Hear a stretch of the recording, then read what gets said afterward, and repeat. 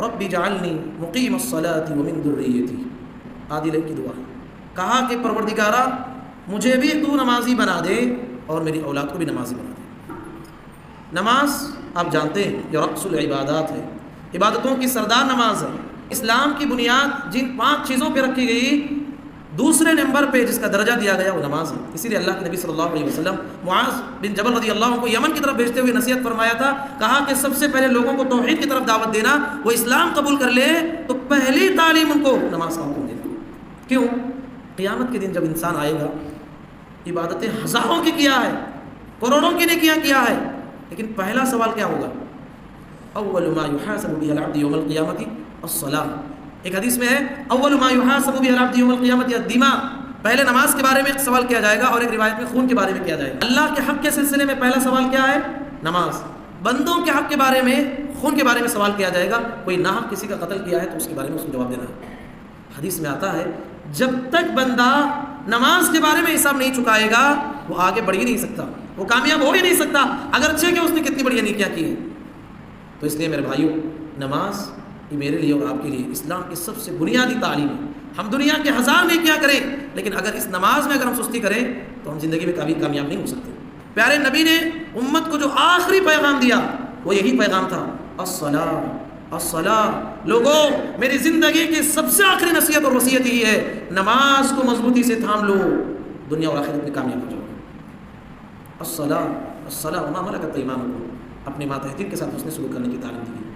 تو وصیت محمد رسول اللہ صلی اللہ علیہ وسلم کی یہ ہے کہ ہم نماز کو پابندی کے ساتھ پڑھنے کی کوشش کریں.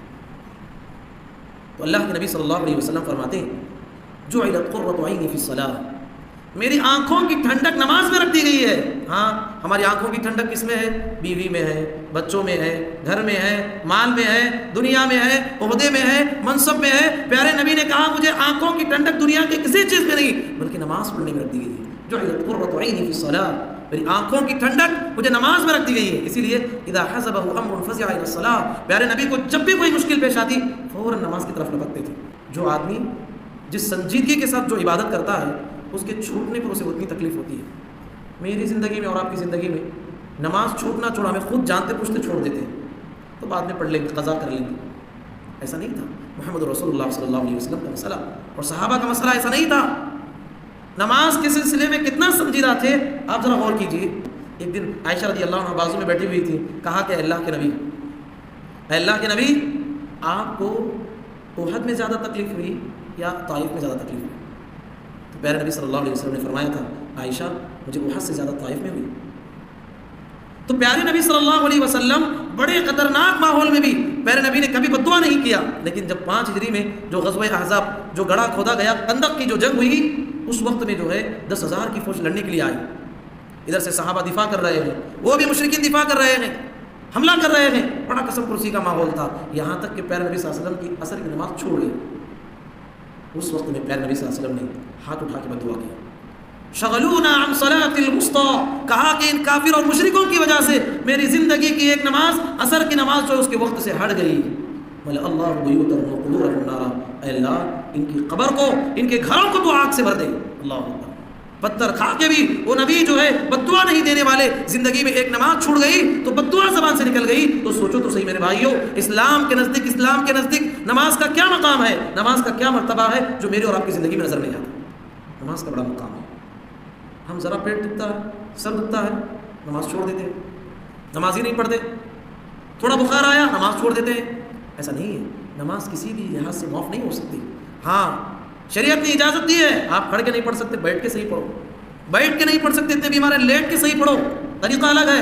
لیٹے ہوئے ہیں، حرکت بھی نہیں بدن میں، اشارے سے پڑھو، لیکن نماز معاف نہیں. یہاں تک کہ میدان جنگ میں بھی جو ہے صحابہ کا حکم تھا کہ نماز پڑھنا ہے. یہ الگ بات ہے، اس کی کیفیت الگ ہے، لیکن نماز تو معاف نہیں ہے. اس لحاظ سے نماز کی اہمیت کو معاشرے میں آج ہمیں سمجھنے کی ضرورت ہے. جو قوم نماز کی اہمیت کو سمجھ جائے گی وہ کامیاب ہو جائے گی. اسی لیے اللہ کے نبی صلی اللہ علیہ وسلم کسی قبیلے پہ حملہ کرنا چاہتے تو فجر کے وقت پہ حملہ کرتے تھے. فجر میں صحابہ اکرام سنتے تھے، اگر اس بستی سے اذان کی آواز آئی تو سمجھتے کہ پورے مسلمان کے لوگ ہیں اور آگے بڑھ جاتے تھے. اذان کی آواز نہیں آتی تو حملہ کر دیتے تھے. مطلب یہ ہے اگر مسلمان بھی ہو وہاں پر اگر اذان نہ ہو رہی ہو، نماز نہ پڑھی جا رہی ہو، وہ کیا ہے؟ قتال کے مستحق ہیں وہ لوگ. اسلامی حکومت ہو اگر کوئی آدمی نماز چھوڑ دیتا ہے جانتے پوچھتے پڑھتا نہیں تو اس کا حکم جو ہے واجب القتل ہے. پہلے نبی نے فرمایا ان بین الرجل وبین الشرک والکفر ترک الصلاۃ، کہا کہ ایک مسلمان اور کافر کے درمیان فرق کرنے والی چیز نماز ہے. یہ الگ بات ہے کہ بعض علماء نے جو ہے کفر دون کفر یعنی ایسا عمل ہے چھوڑتا رہے گا تو کفر تک پہنچ جائے گا، لیکن بہت بڑا گناہ تو ہے، سمجھنے کی ضرورت ہے.